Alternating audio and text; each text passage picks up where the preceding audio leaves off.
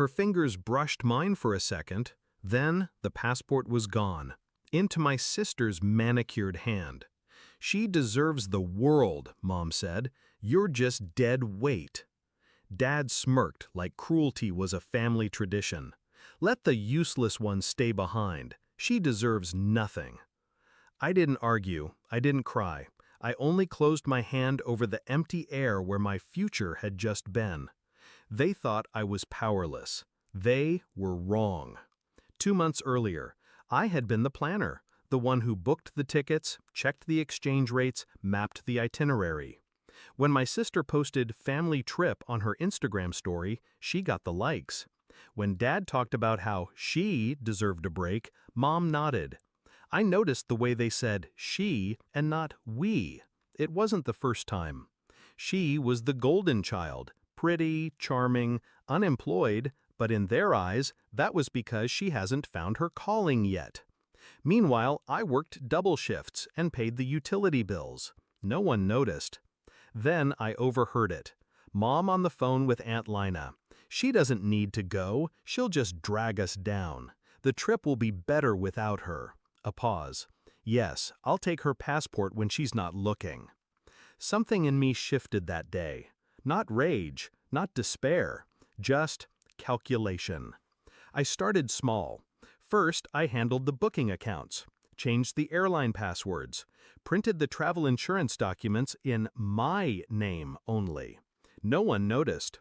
They never asked questions if I was the one handling boring details.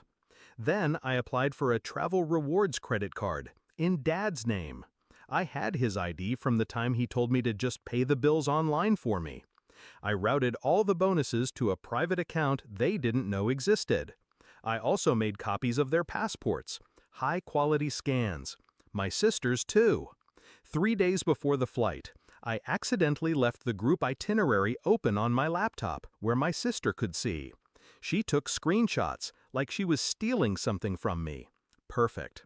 While they slept, I logged in and altered the bookings. Same flight number, same times, except their tickets were now for a week later. Mine stayed for the original date. I also flagged their accounts for identity verification with the airline. That would require them to present original documentation in person at the ticket desk. And of course, I made sure they wouldn't have those originals. Back to the airport. I stood at the gate, my carry-on beside me. Mom and Dad were at the check-in counter with my sister, confident, smug. Then the airline agent frowned. Typed again. "I'm sorry," she said, "but these tickets aren't valid for today's flight." "What?" Dad's voice rose. Mom leaned in, furious. The agent explained.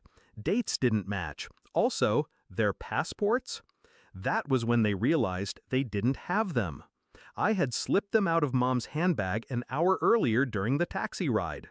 She didn't notice. She was too busy berating me about being grateful for letting my sister take my place. I watched the panic bloom in their faces. Watched my sister's mascara smudge as her voice went sharp. "Fix it, Dad! Fix it!" They couldn't. Security was calling final boarding for my flight. I stepped forward, passport in hand. My passport. Mom turned, eyes wide. You had it all along?" "I earned it," I said. Calm, cold. Dad tried to grab my arm. "You can't leave." I looked him in the eye. "You're right. I can't leave you. But you're staying." The agent scanned my boarding pass. The beep was the sweetest sound I'd ever heard. Somewhere over the ocean, my phone buzzed. 20 missed calls from Mom, 32 from Dad, 44 from my sister. The voicemails were chaos, yelling, bargaining, sobbing. I smiled. I turned on airplane mode. 1 week later, I posted a photo from a white sand beach.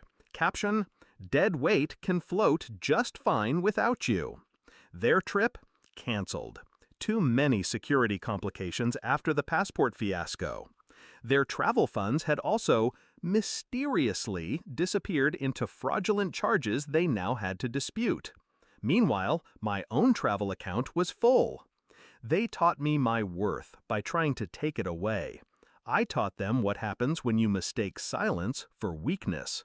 I didn't steal their trip, I just reclaimed mine. And standing under that sun, miles away from them, I realized justice doesn't always come in courtrooms. Sometimes it comes at the boarding gate.